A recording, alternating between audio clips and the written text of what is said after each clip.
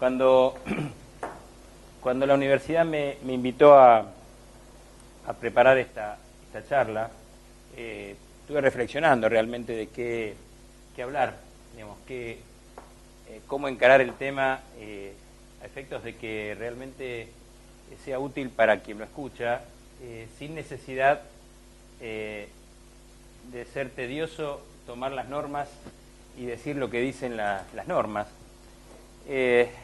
Y decidí que en esta época en la cual la información está tan disponible y el qué se puede averiguar con tanta facilidad,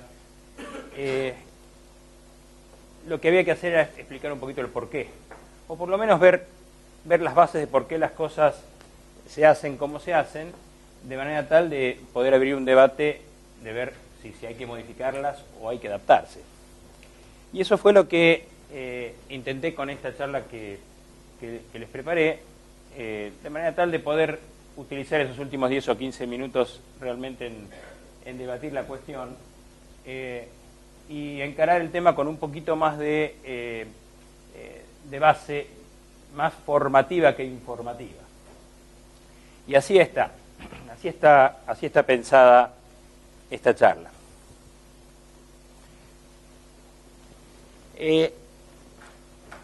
Les cuento un poquito de qué vamos a hablar y en qué orden. Vamos a conversar unos breves minutos sobre los conceptos básicos de precio de transferencia, para qué está y para qué sirve.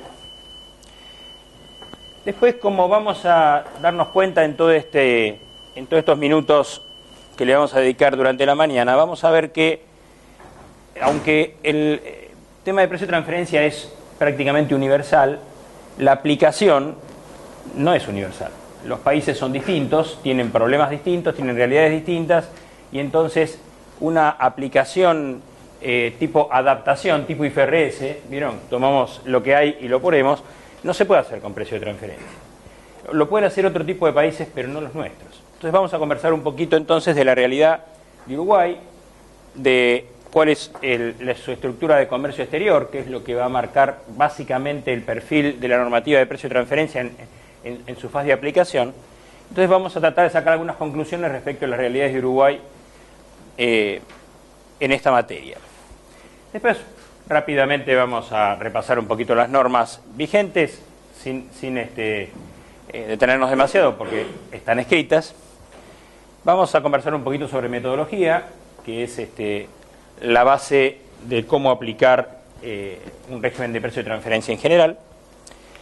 Y después vamos a trabajar sobre, una vez que ya conocemos la norma básica uruguaya, en qué se diferencia del estándar internacional que tiene desarrollado la OECD y qué significa apartarse del estándar, qué consecuencia tiene apartarse del estándar.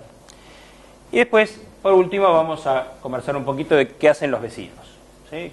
Cuál es la normativa que los vecinos aplican y que tiene incidencia también y fuerte en la aplicación en Uruguay de esta materia. Como verán, un poquito ambicioso en los temas, pero vamos a tratar de llegar con comodidad. A ver, tratemos de pensar para qué sirve precio de transferencia. Hay una realidad en el mundo, desde hace unos cuantos años, que es que la globalización hizo que las empresas empezaran a trabajar en más de un país al mismo tiempo en forma sostenida. Eso hizo que el comercio internacional de bienes y de servicios empezara a crecer más que proporcionalmente después de la aparición de la terminación de la Segunda Guerra Mundial para acá, y ese crecimiento estuvo fuertemente apalancado por las empresas multinacionales. Lo que antes eran muchas empresas diseminadas por el mundo con raíz nacional se empezaron a transformar en unidades que se extendían por el mundo trabajando en forma uniforme y moviendo bienes y servicios, sobre todo bienes en aquella época, de un país para otro, producir en Houston y consumir en Montevideo, o se exporta el bien desde Houston a Montevideo, o a alguien se le puede ocurrir de que va a vender más bienes en Montevideo si tiene un stock en Montevideo para que los clientes compren, y entonces se le ocurre que no vamos a exportar directamente del productor al consumidor, sino que vamos a establecer un distribuidor en Uruguay, para que de esa manera cada vez que un consumidor quiera consumir va a ese distribuidor y siempre tiene un stock, y entonces vamos a vender más, y así sucesivamente se van generando redes en toda la línea, desde la producción, la distribución y el consumo, que hace que las mismas compañías generen filiales en distintos países, pero los bienes y los servicios siguen circulando igual que antes, desde el productor al consumidor. El único problema es que ahora hay escalones, hay estaciones donde los bienes y los servicios van pasando hasta llegar al consumidor. Lo cierto es que, como estamos hablando de un fenómeno internacional, vender en Estados Unidos y consumir en Uruguay tiene consecuencias fiscales. En algún lado hay que pagar impuestos. En la medida que estas estaciones se van dando en países distintos, lo cierto es que cada país genera de alguna manera un pedacito del valor agregado que va a parar al precio del consumidor. Precios de transferencia es una disciplina que lo que intenta es alocar esos pedacitos en forma adecuada en cada uno de los países que intervienen en la cadena que va desde la producción hasta el consumo. ¿Se entiende? Si tenemos una compañía que produce en Houston y un distribuidor que distribuye en Uruguay, la ganancia que tiene el distribuidor de Uruguay tiene que ser adecuada para las funciones que cumple. Si el precio al que le compra a su propia compañía vinculada no es adecuado, el resultado que se genera en Estados Unidos o en Uruguay no va a ser el adecuado, y entonces el impuesto a la renta en alguno de esos dos países va a tener una base imponible más grande que lo que debería, y en otro más chica que lo que debería. Precio de transferencia es la teoría de la manta corta, ¿sí? La verdad es que siempre estamos hablando de lo mismo, la diferencia entre el precio al que el consumidor consume versus el precio al que el fabricante fabrica. Esa es la ganancia que va a tener la compañía, y esa, no tenemos discusión, es esa. El problema no es determinar esa ganancia, sino determinar cuánto de esa ganancia corresponde a los países en los cuales esta cadena, desde la fabricación hasta el consumo, se da. Entonces, fíjense que esa adecuación es la base de todo. Y esa adecuación se podría hacer de muchas maneras. No hay una sola manera de hacerlo, y así se vino discutiendo internacionalmente cómo hacer esta alocación, hasta que se llegó a una conclusión de que la metodología más adecuada era simular que esta operación no era entre vinculados, sino que eran entre independientes. Entonces, ¿cuál sería el precio adecuado en que la distribuidora uruguaya tendría que comprarle a su vinculada de Estados Unidos los bienes que va a distribuir acá? Y el precio al que dos empresas independientes hubieran hecho esta transacción. Digamos, conceptualmente es claro. El problema es cómo determinar ese precio. Por eso, precio de transferencia es básicamente metodológico. Una vez que establecemos el principio, que este principio se llama principio arm's length o principio de libre competencia, una vez que se establece ese principio, toda la problemática es cómo aplicarlo. Bueno, cómo aplicarlo son libros gordos así, y legislaciones en la materia bastante extensas en otros países, y lo cierto es que la aplicación es a veces más compleja que establecer el principio en sí mismo, ¿sí? Y eso es lo que nos está pasando en todos nuestros países. Entonces, básicamente conocemos el objetivo y conocemos que un precio de transferencia es un precio pero calificado. Después vamos a conversar un poquito de eso. No es como cualquier precio. Es un precio que lo que está remunerando es una operación de venta o de un bien o de un servicio entre dos compañías que están vinculadas. Después vamos a conversar la característica que esto genera. Ahora, el tema de qué precio establecemos para toda esta operación entre vinculados, en realidad tiene efectos para los dos lados. En la relación tributaria tenemos siempre dos sujetos, tenemos los contribuyentes y tenemos el fisco, sujeto activo el fisco, sujeto pasivo los contribuyentes. Y acá tenemos, la problemática básicamente tiene dos aristas. Para el fisco, no aplicar en forma correcta un régimen de precio de transferencia tiene como peligro que su base imponible se erosione. Es decir, si los precios no son los adecuados, ya sea si compra caro el vinculado o vende barato al vinculado, evidentemente el resultado sobre el que se va a aplicar el impuesto a la renta en el país en que esto pase se erosiona, se achica. Pero a su vez, ese tema que el fisco va a estar completamente interesado en poder aplicar una norma como esta para llegar a una base imponible razonable, también tiene consecuencias para las empresas.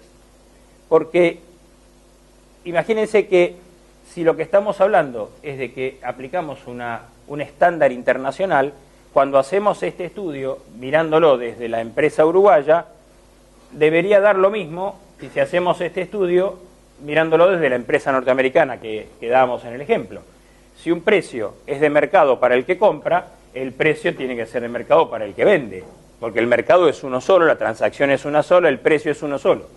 Los bienes o los servicios que se transaccionan son los mismos. Ahora, si las normas de precio de transferencia no son iguales en los dos países en los que estamos viendo, entonces lo que termina pasando es que como habíamos llegado a la conclusión de que estábamos con la teoría de la manta corta y el resultado era uno solo, si las normas no son iguales, se superponen las bases imponibles. Si Estados Unidos piensa que ese precio no es de mercado por barato y dice que hay que pagar impuesto por un precio más caro que el que se hizo la transacción, evidentemente, como el precio de venta en Estados Unidos es precio de costo en Uruguay, si para Uruguay el precio de costo está bien, el mayor impuesto que se pague en Uruguay, en Estados Unidos, no se ahorra en Uruguay si las normas no son iguales. Entonces el peligro que tiene el precio de transferencia es la doble imposición. Para la empresa es importantísimo tener una política de precio de transferencia que evite la doble imposición. A veces es inevitable, pero ¿por qué? Porque las normas no son iguales. Por eso le vamos a dedicar unos cuantos minutos a entender los peligros de doble imposición que una legislación como la uruguaya, que no es igual al estándar, puede generar en los contribuyentes. ¿Sí? Entonces, ese es el marco de la problemática de precio de transferencia. Y sobre esto vamos a ir conversando.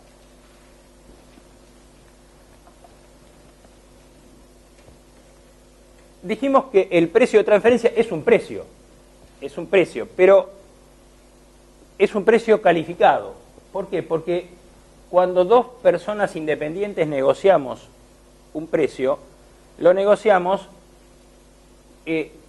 pero de manera tal que intentamos que los intereses de cada uno de nosotros se vean protegidos. Hay oposición de intereses. Si yo logro un precio más bajo, mi contraparte pierde y yo gano, y si mi contraparte logra un precio más alto para él, yo pierdo y él gana. Es decir, tenemos intereses opuestos. Esos intereses opuestos hacen que en algún punto nos pongamos de acuerdo y lleguemos a un precio determinado. Cuando de los dos lados de la transacción hay empresas vinculadas donde directa o indirectamente alguna de las dos controla a la otra, entonces no existe la oposición de intereses. Y ese es el problema. Como ese es el problema, el precio, en realidad no sabemos si es de mercado o no. ¿Por qué? Porque la principal característica que tiene una negociación, que es la oposición de intereses, no existe en esta relación. Y esa es la cuestión sobre la cual se trabaja en precio de transferencia para solucionarlo. Entonces, si vamos a tratar de solucionar un problema como el que vimos desde el punto de vista de un fisco, y vamos a tratar de que el contribuyente, aplicando la solución que el legislador da, no se vea impactado con doble imposición, o se ve impactado con doble imposición solo en situaciones que no puede manejar. Primero, vamos a tratar entonces de entender un régimen de precio de transferencia, qué elementos lo hacen tener su propia personalidad, qué cosas hacen que un régimen de precio de transferencia sea distinto a otro o sea algo, ¿sí? Entonces, para entender ese carácter, hay 4 cosas que hay que tener en cuenta cuando uno analiza un régimen de precio de transferencia. Lo primero que hay que entender es cuáles son las operaciones que hay que probar, porque el régimen no es otra cosa que decirle a 2 señores que no negociaron en forma independiente que me prueben que en realidad el precio al que llegaron es el mismo al que hubieran llegado independientes en una negociación. Entonces, lo primero que hay que entender es cuáles son, qué universo de operaciones o de transacciones hay que probar, cuáles son. Vamos a ver que no siempre son las mismas en todos lados. El segundo punto que va a marcar el perfil de un régimen de precio de transferencia es cuál es el concepto de vinculación. Si decimos que precio de transferencia lo que tiene es que determinar que 2 vinculados transaccionan como si fueran independientes, entonces tenemos que definir qué quiere decir vinculado. Y la definición de vinculación no es la misma en todos lados, ¿sí? Cuanto más rígida es la definición o amplia es la definición de vinculación, más amplio es el régimen y probablemente el universo de operaciones que deben probarse también es más amplio. El tercer elemento es cómo se hace esa prueba, cómo es el régimen. Y para eso lo que hay que ver es si se adopta o no una metodología común con el resto de los países. Recién esbozamos que cuanto más común es esta metodología, más protección a la doble imposición, a la inexistencia de doble imposición hay.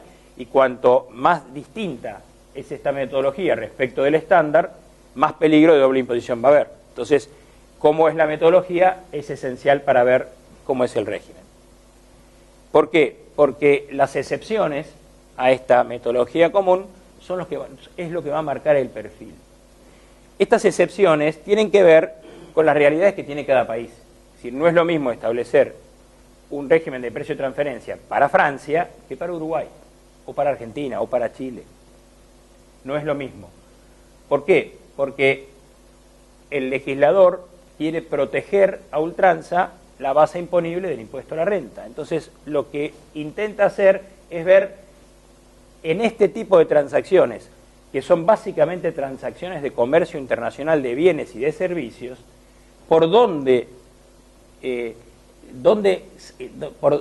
qué tipo de operaciones se genera la mayor parte de esa base imponible, real o potencial, ¿sí? Entonces, cuando el legislador analiza eso, entonces su respuesta al tema es diferente en los distintos países, ¿sí? Por eso, lo que vamos a intentar entender, yendo un paso atrás, es ver cómo es el comercio exterior de Uruguay, porque a la larga el comercio exterior de un país es lo que va a marcar el perfil del régimen de precio de transferencia, o debería serlo. Entonces vamos a invertir unos poquitos minutos en un pantallazo sobre algunas conclusiones de cómo es el comercio exterior de Uruguay. Básicamente, como en el resto del mundo, la mayor parte del comercio exterior de Uruguay es comercio exterior de bienes, ¿sí? Si sumamos las exportaciones y las importaciones de bienes y las de servicios, vemos que el 89% de lo que importa y exporta Uruguay son bienes, no servicios. Esto no es distinto, como les decía, al resto de la región, y probablemente es un poquito menos el peso de servicios que en países desarrollados, pero a la larga es una tendencia mundial. Lo cierto es que el espectro de los servicios es un sector que se motoriza con mucha más velocidad que el de bienes desde los últimos años, pero todos sabemos que el comercio exterior de la región se mueve básicamente a través de exportaciones e importaciones de bienes. Pero ¿a quién le exporta Uruguay? ¿Por qué me va a importar a quién le exporta Uruguay? Porque según a quién le exporte, obviamente, si en el medio hay transacciones entre vinculados o transacciones entre independientes que al fisco le interese controlar, me va a importar como contribuyente uruguayo cómo es la legislación del país de mi contraparte, porque si fuera muy distinta a la mía, podríamos tener doble imposición que habría que tenerla en cuenta de alguna manera en los costos que estamos transaccionando. Entonces, fíjense, más del 50% del comercio de las exportaciones de Uruguay se concentran en 7 países. Esto creo que suma, los países que ven ahí creo que suman algo así como el 53%. Y fíjense que cuál es el principal destino de las exportaciones uruguayas es Brasil. Más allá del caso especial de China y sus compras de soja, fíjense que Brasil, Argentina, Venezuela, que es hoy Mercosur, concentran 20, 26, el 31% de las exportaciones uruguayas. O sea que la región es muy importante en esto y tanto Argentina como Brasil y como Venezuela tienen normas de precio de transferencia. Entonces, me va a interesar muchísimo pensar cómo trata una misma operación Brasil que Uruguay. Y vamos a ver que Brasil y Uruguay no tratan las cosas exactamente iguales en precio de transferencia. También me va a interesar qué es lo que exporta Uruguay. Esto le va a interesar tanto al contribuyente como al fisco, para ver cómo trata de aplicar ese régimen. Como todos sabemos, las exportaciones de Uruguay están fuertemente concentradas en commodities, oleaginosas, carne, oleaginosa, cereales, leche y madera.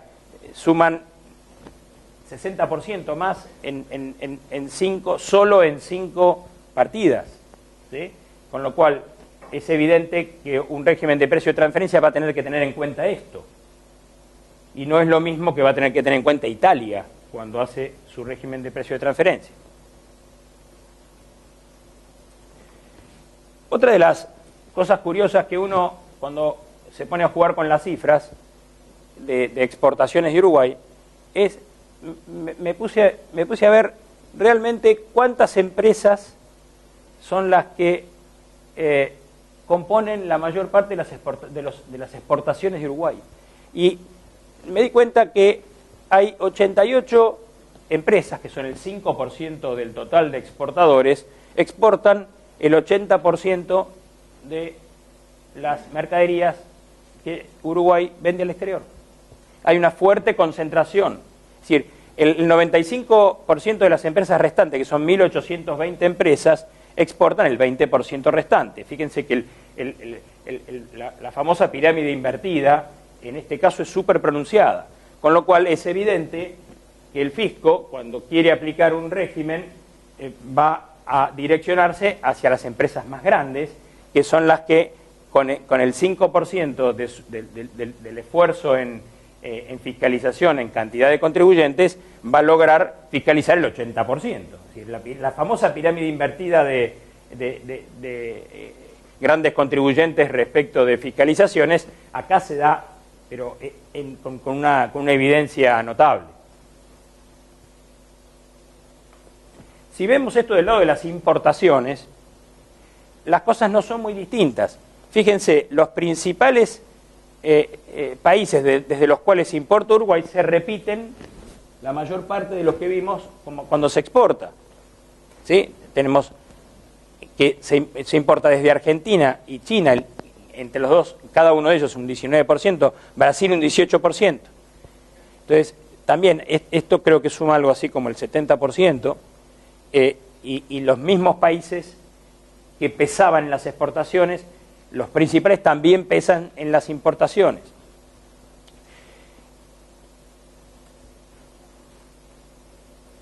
Y también es interesante ver que también está concentrado el tipo de bienes que se importan. El 13% de lo que se importa son automotores. El otro 13% es maquinaria mecánica. Después se va atomizando un poquito, pero entre imagen y sonido, automotores y maquinaria mecánica, estamos sumando algo así como el 35% del total. Más, ¿no? De 13, 26, 35. Entonces es evidente que hay el perfil del régimen y la fiscalización del régimen va a ir orientado hacia este tipo de bienes.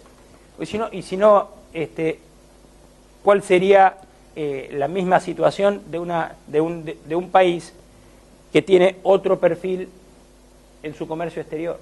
Por eso lo que quiero significar con esto es que hay como una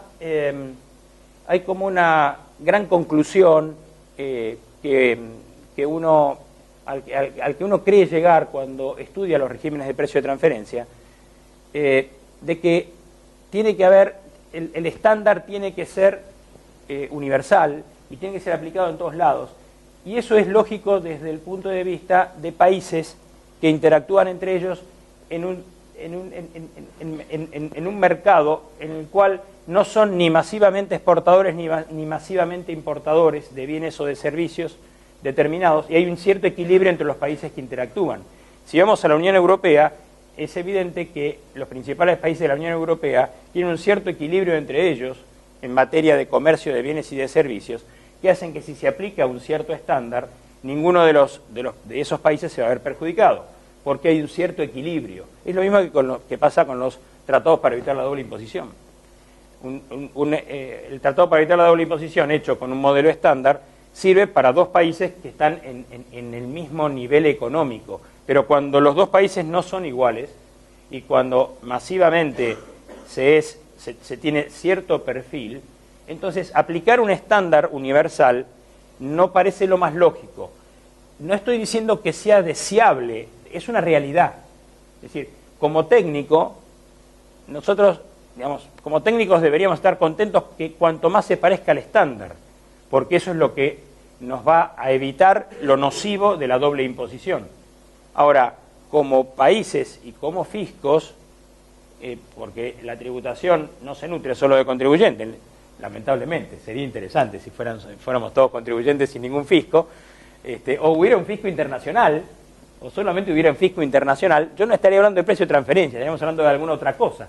Pero como los fiscos no son internacionales, sino que son nacionales, y se alimentan de regímenes legales establecidos por sus legisladores, tratando de proteger la tributación, nos vamos a encontrar en la región con regímenes que tratan de ver estas realidades. Y el uruguayo, en ese sentido, no es la excepción. Todo esto para entender que el estándar es internacional, que es deseable tener lo más parecido al estándar posible, que es casi un imposible tener el estándar, y que ya que es imposible, o casi imposible, estudiemos qué nos pasa. ¿Sí? Solo a título informativo, los gráficos los armé en base a datos de Uruguay 21 y de la LADI, así que hay bastante buenos datos en Uruguay 21, si ustedes quieren jugar un poco con los números, son interesantes. Entonces,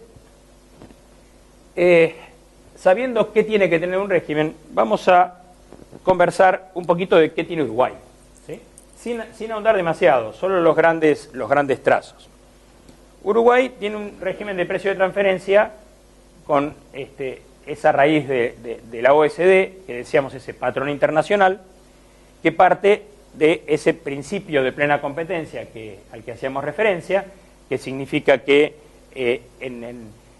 los precios entre vinculados tienen que ser los mismos que los que se hubieran pactado entre partes independientes en circunstancias similares.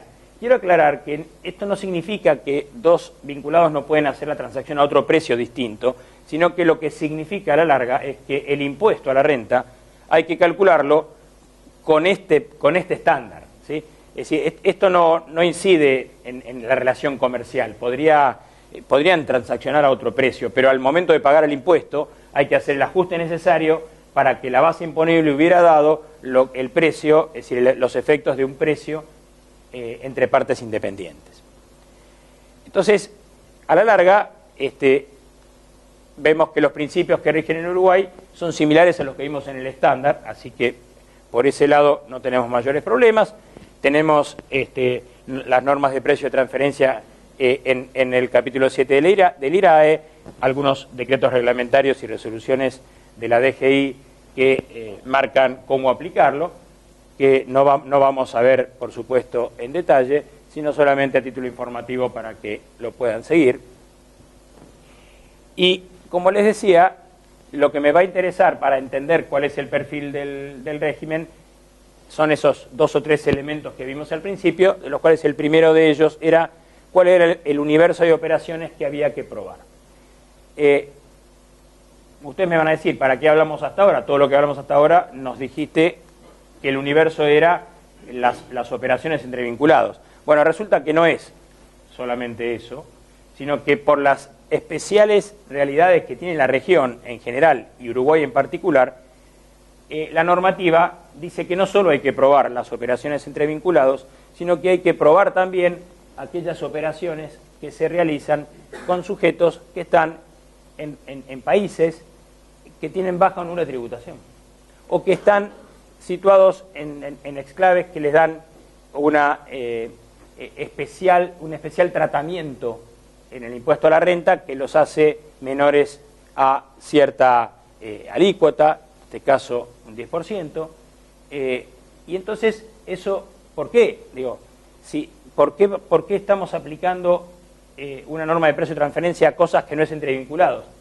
Porque sencillamente, por las características que tiene el comercio exterior, como vimos, si no se aplicara el régimen de esta manera, se podría ahuecar la base imponible del impuesto a la renta en forma sostenida, simplemente manejando precios entre jurisdicciones donde la tasa es menor que la uruguaya o es cero.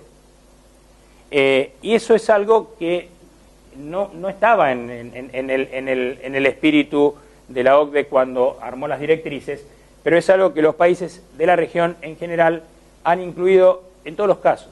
Es decir, yo tengo que probar el precio que hago con mi controlante o mi controlada o mi vinculada en los términos del régimen, pero también tengo que probar cuando hago transacciones con sujetos que están en este tipo de jurisdicciones.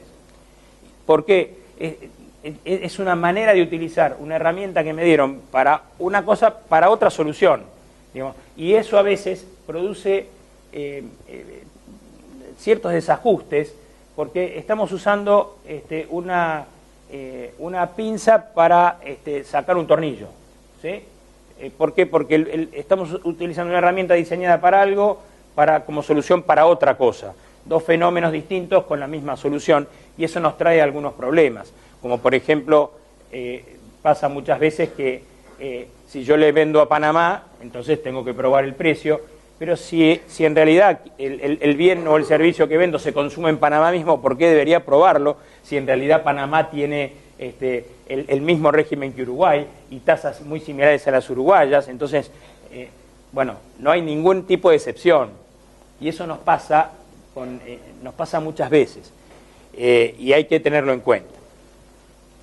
Otra de la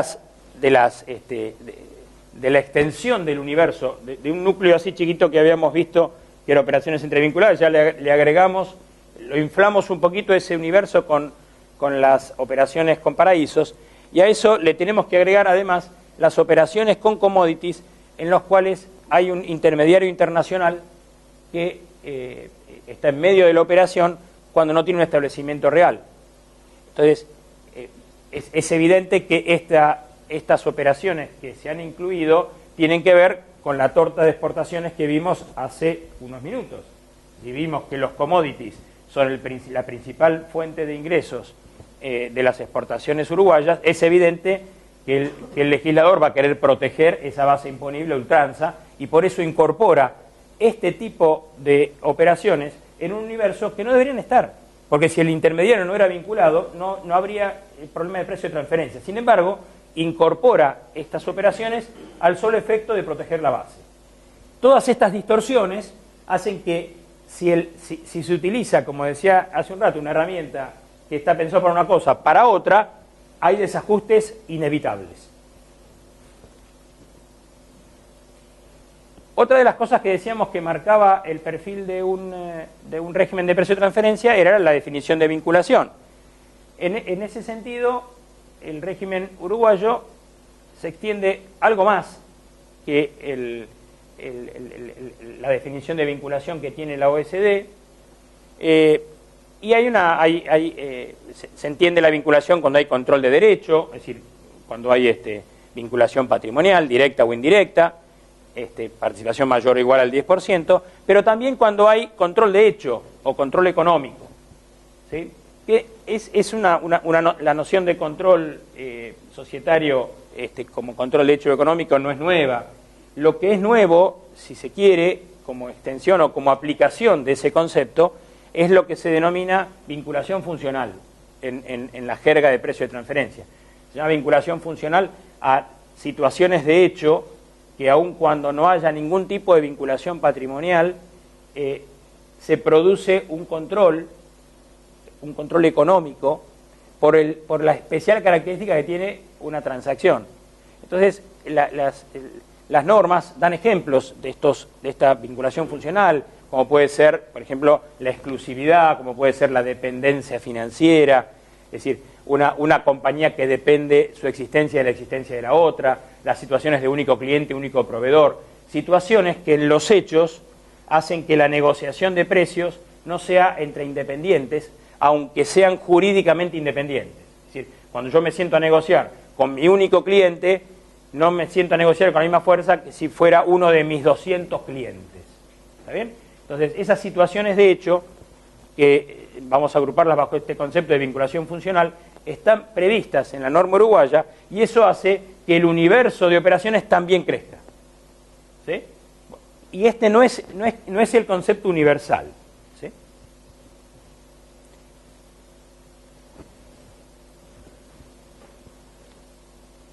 Las normas establecen qué información tiene que plantearse respecto del régimen de precio de transferencia.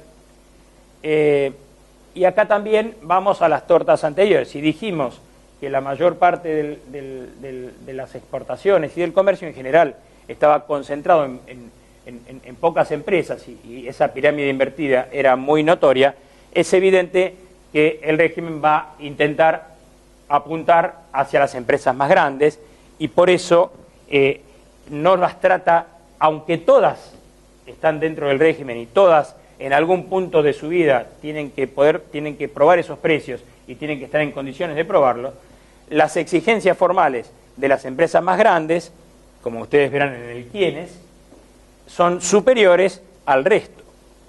Y estas empresas más grandes tienen que, además de presentar una declaración informativa respecto de sus precios y respecto de sus transacciones con vinculados, tienen que además hacer lo que se llama un estudio de precio de transferencia. Después vamos a conversar de qué es un estudio de precio de transferencia, pero básicamente tienen que probar explícitamente su precio en una situación en la que antes no tenían que hacerlo. Probablemente las normas no hayan cambiado en esencia, lo que cambia es la metodología. ¿Sí? Hay cambios, por supuesto, a partir de que un régimen de precio de transferencia es explícito, pero las normas que protegen la base imponible son muy viejas y son anteriores a todo este tipo de problemática explícita. Y el cuándo es el 9º mes contado desde el cierre del ejercicio. Sin embargo, la documentación a conservar, todos tienen que conservar documentación que avalen o que prueben los precios involucrados. Lo que pasa es que en el caso de los que informan anualmente, tienen que conservar su estudio de precio de transferencia. En el caso de los que no están obligados a informar anualmente, tienen que conservar todos los comprobantes y los justificativos de sus precios, los criterios de comparación, a los efectos de demostrar y justificar. Estoy parafraseando lo que dice la norma. Entonces, imagínense que para hacer todo eso también hay que tener un estudio de precio de transferencia, porque si no, justamente eso es lo que es un estudio de precio de transferencia. Con lo cual, a la larga, la única diferencia entre los dos universos de contribuyentes involucrados es el momento, pero no el qué. ¿Sí? Alguien podrá pensar, si nunca me van a fiscalizar, nunca hago un estudio de precio de transferencia, nunca documento nada, no me va a pasar nada hasta que lo fiscalicen. En cambio, el primer universo, la pirámide invertida, las empresas más grandes tienen que explícitamente hacer esa prueba. Se entiende la diferencia, pero en esencia es lo mismo. Por cuanto a conservarlo, por los plazos de prescripción. Ahora, vemos que tiene su perfil propio el régimen de precio de transferencia uruguayo, muy parecido al argentino, debo decirles, y basado en las experiencias traumáticas del régimen argentino, también debo decirles, y también debería decirles que algunas cositas las mejoraron, ¿sí? Pero en esencia el régimen es lo que vimos, pero hay que aplicarlo, el régimen hay que aplicarlo. Para aplicarlo hay que ver cómo hacemos para determinar si el precio de transferencia es o no arm's length. ¿Saben lo que quiere decir arm's length? Es la distancia del brazo, ¿sí? A cada rato decimos principio arm's length, es la distancia del brazo. Simbólicamente lo que significa es que hay una distancia entre las dos personas físicas o jurídicas que están haciendo la transacción, de manera tal de que son independientes, ¿sí? Por eso se llama principio arm's length.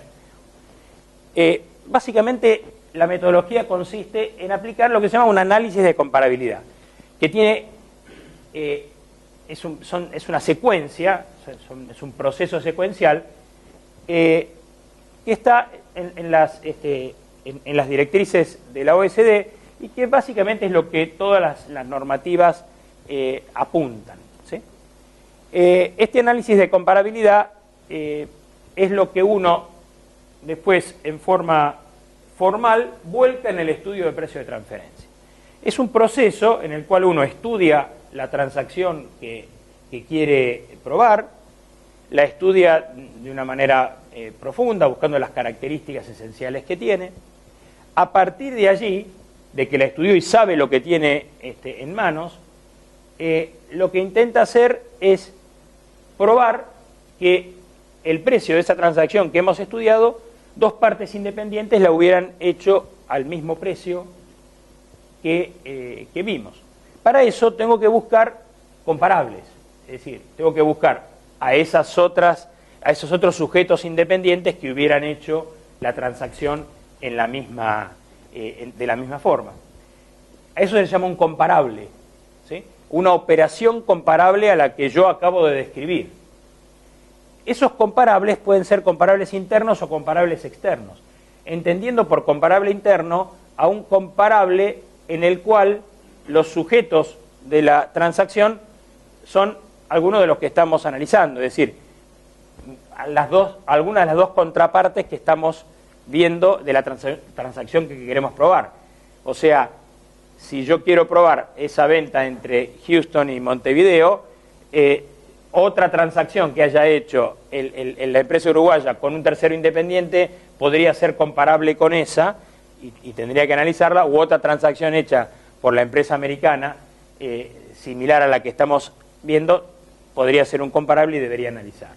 Eso es un comparable interno. Pero también puede haber comparables externos, es decir, en los cuales los sujetos protagonistas de esa transacción son dos terceros independientes y no son ninguna de las dos compañías que estamos viendo. Entonces, la metodología es buscar comparables a la operación que estoy analizando. Por eso previamente la analicé.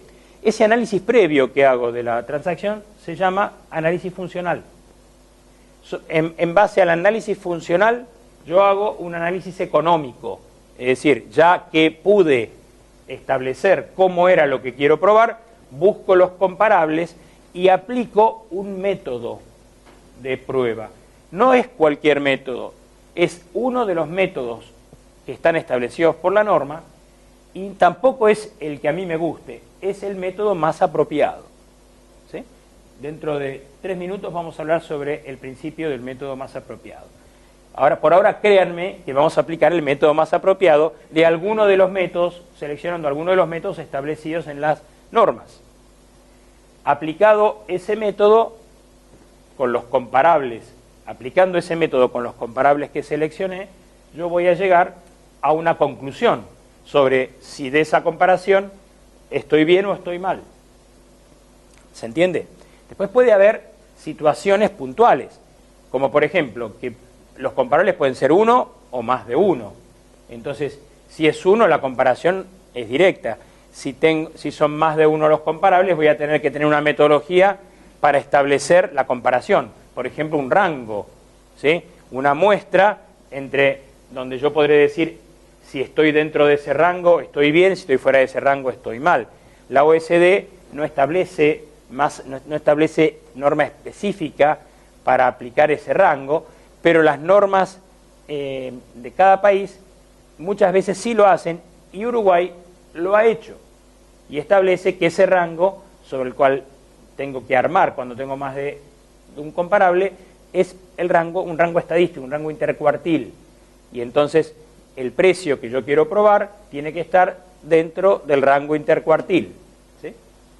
Entonces, más allá de cuál sea el rango que yo aplique, describí la operación, en base a esa descripción hago un análisis económico, aplico para hacer el análisis económico, elijo un método, el más apropiado, busco los comparables, aplico el método con esos comparables, obtengo un precio comparable, comparo el precio en que yo hice la transacción con ese y llego a una conclusión de si estoy bien o estoy mal. Si estoy mal, algún ajuste; si estoy bien, no hago nada. ¿Está bien? Ese es el análisis de comparabilidad que tengo que hacer. Como les decía, todo este procedimiento lo aplico y lo incluyo en un estudio de precio de transferencia, que es un libro gordito así, donde explico todo esto y documento todo esto, porque a la larga esto no es más que una prueba. ¿Sí? Estoy armando prueba, estoy produciendo prueba de la manera que la produzco en un contencioso. ¿Sí? Nada más que lo hago en forma previa. Para elegir los comparables, tengo que tener en cuenta 5 factores, que son los que se llaman en la jerga de precio de transferencia los 5 factores de la comparabilidad, que básicamente son los que ven ahí, que son las características de los bienes y los servicios, las funciones, riesgos y activos que cada una de las partes de la transacción realizan, los términos contractuales, es decir, qué dicen los elementos jurídicos firmados para hacer la transacción, las circunstancias económicas en que esas transacciones se hacen, y las estrategias económicas que las partes tienen cuando hacen la transacción. Estos son los 5 factores de comparabilidad. Cuando busco comparables, tengo que tener en cuenta que mis comparables estén en la misma sintonía que la operación que quiero probar, teniendo en cuenta estos 5 factores. De estos 5 factores, tengo que confesarles que en la norma uruguaya hay 4. ¿Sí? Aunque, ¿por qué? Porque el de estrategias económicas, que lo pusimos ahí abajo, no está explícitamente, aunque debería decir que podría estar implícitamente, porque habla de entre otros, como siempre cuando conversamos sobre las maneras que tienen los legisladores de escribir. Pero tengo que advertirles de que es complicado a veces aplicar el factor estrategias económicas cuando uno quiere explicarle al fisco por qué el precio es más bajo que el que debería ser. Es un tema que ya lo van a sufrir con el tiempo.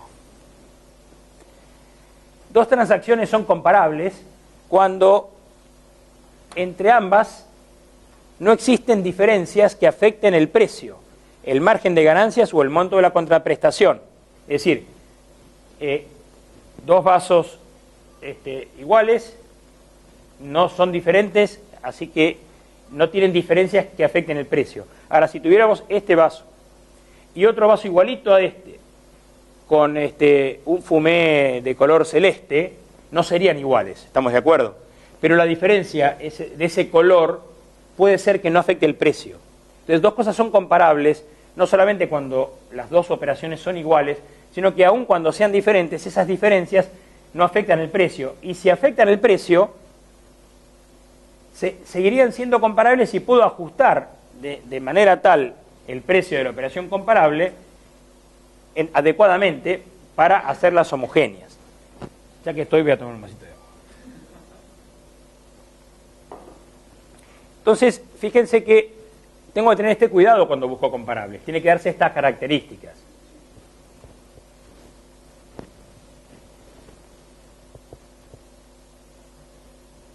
Me pasé. Los métodos que puedo aplicar para poder probar el precio no son los que a mí se me antoje, ni los que a mí se me antojen como los mejores, sino los que están en la norma. Los que están en la norma son básicamente 6, ¿sí? Que lo que hacen son, no vamos a verlos por supuesto en profundidad, pero son métodos que lo que hacen van desde una comparación directa de precios, dos transacciones comparables al mismo precio, poder comparar precio contra precio, o ir avanzando hacia una comparación indirecta. Siempre quiero probar los precios, ¿sí? No hay que perder de vista eso, que lo que yo siempre pruebo son los precios. O lo pruebo en forma directa con un método como el de precio comparable, o los pruebo en forma indirecta probando los márgenes que esa operación generó, ya sea a nivel bruto, como es el método de precio de reventa o de costo más beneficios, o a nivel neto, como en el de división de ganancias o el del margen neto de la transacción. Es decir, estos métodos lo que hacen es, yo busco comparables a la transacción que quiero probar. Si utilizo el de precio comparable, comparo el precio de la transacción comparable con el de la mía. Si utilizo precio de reventa, comparo el margen bruto que generó la operación que yo quiero probar versus el margen bruto de las operaciones comparables. Si busco en costo más beneficio pasa lo mismo, siempre hablamos de márgenes brutos. En división de ganancias y en margen neto de la transacción, pruebo el precio indirectamente probando que el margen neto que dejó la transacción comparable versus el de la operación que quiero controlar son homogéneos. Y así sucesivamente. Siempre es una comparación directa o indirecta. A su vez, la norma uruguaya tiene un sexto método, ¿sí? que se lo llama en la jerga así, sexto método, que es una derivación del precio comparable, pero aplicado en forma específica para operaciones con commodities en los cuales hay un intermediario. ¿Se acuerdan que habíamos puesto como parte del universo que cuando había un intermediario internacional que no cumpliera con determinadas características, eso estaba dentro de ese universo? Para ese tipo de operaciones se aplica una derivación del precio comparable que, en lugar de comparar al momento en que la transacción se realiza, se compara al momento en que la operación se materializa con la carga. ¿Sí? Este sexto método es el kit de la cuestión de los peligros de doble imposición que tiene esta norma. Como les decía, tampoco puedo aplicar el método, tengo que elegir uno de estos, pero no puedo elegir el que a mí se me antoje, sino que tengo que elegir el más apropiado. Para eso, lo que tengo que ver es si la norma me direcciona hacia algún método. Y me direcciona solamente en el caso de commodities, que me obliga a utilizar precio comparable, o el sexto método, para las transacciones que vimos recién, que se utilizaría precio comparable, pero al momento de la carga. Pero para el resto de las operaciones, el resto del universo de operaciones de bienes y servicios, no hay ningún tipo de preferencia ni orden de prelación de los métodos en la norma. Lo que no quiere decir que técnicamente no exista ese orden de prelación. Significa que no está normado.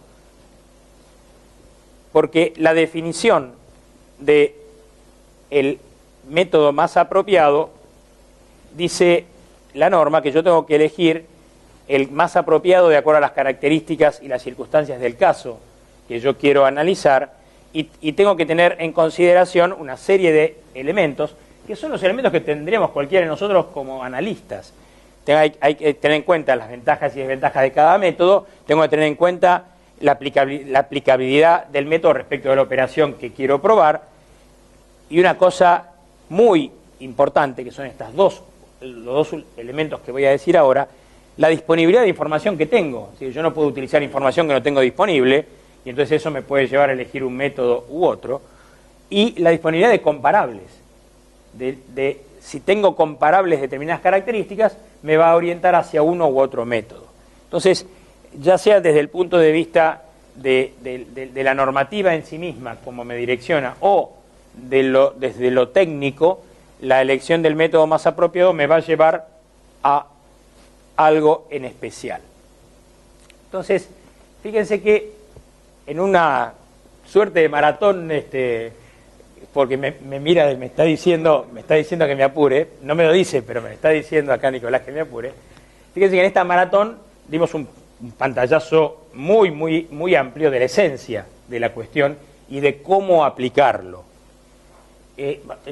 Les prometo que en 7 minutos vamos a hablar de dos cositas muy interesantes. A cada rato dijimos, en esto no se parece, en esto se parece, en este es el desvío.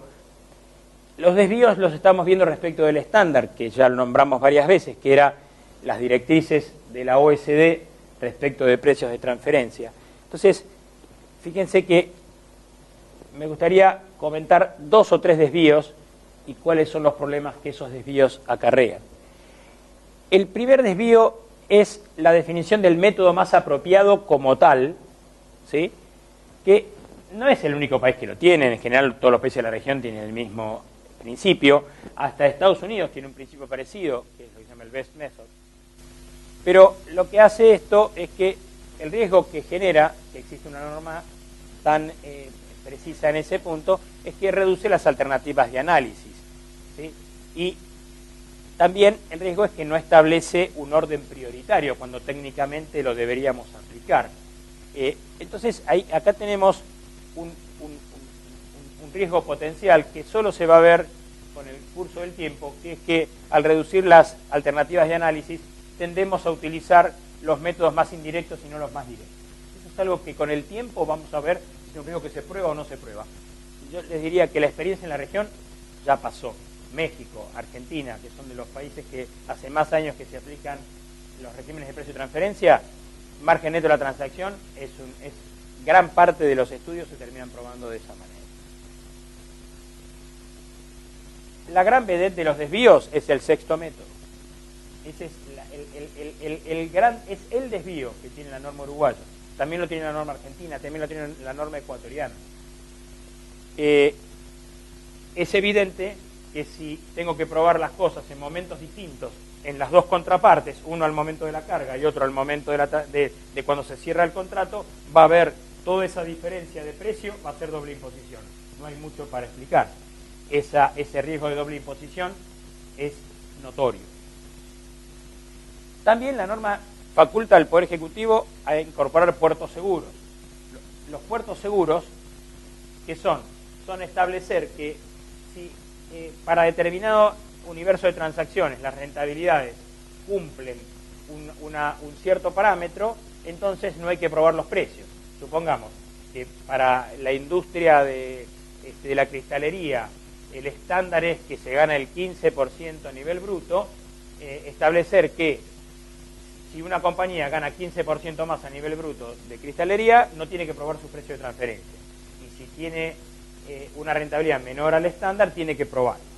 Esa facultad que la norma da al Poder Ejecutivo tiene un riesgo evidente de doble imposición, ¿sí?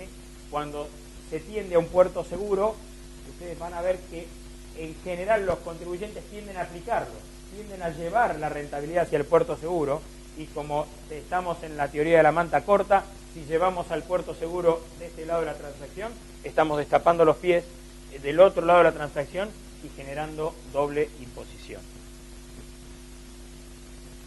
El otro tema es el uso del rango estadístico. El rango intercuartil, cuando tengo más de dos o más comparables, reduce la cantidad de comparables, lo reduce de hecho, porque el rango intercuartil elimina el 25% de las observaciones más extremas hacia arriba y hacia abajo. Entonces, si conseguís 10 comparables, podría estar reduciendo el rango de comparables en la práctica, ¿sí?, un 50%. Eso, hay miles de defensores del rango intercuartil y miles de detractores del rango intercuartil, así que no es un problema, no me importa hoy en esta charla el problema técnico en sí mismo, sino que lo que digo es que reduce la cantidad de comparables. Un rango intercuartil genera resultados más restrictivos que un rango abierto de libre competencia como el que la OSD pone como pauta general. No es que la OSD no habla de rangos intercuartiles, también habla de rangos intercuartiles, pero en los casos en los cuales hay dudas, algún tipo de duda respecto de la comparabilidad de ciertas observaciones. Entonces dice, utilizando el rango intercuartil y una medida central para el ajuste, como puede ser la mediana, genero de alguna manera un resultado más confiable. Pero la norma uruguaya obliga a aplicar rango intercuartil en todos los casos, aunque tenga cero duda con el comparable. Entonces eso genera un peligro de doble imposición interesante.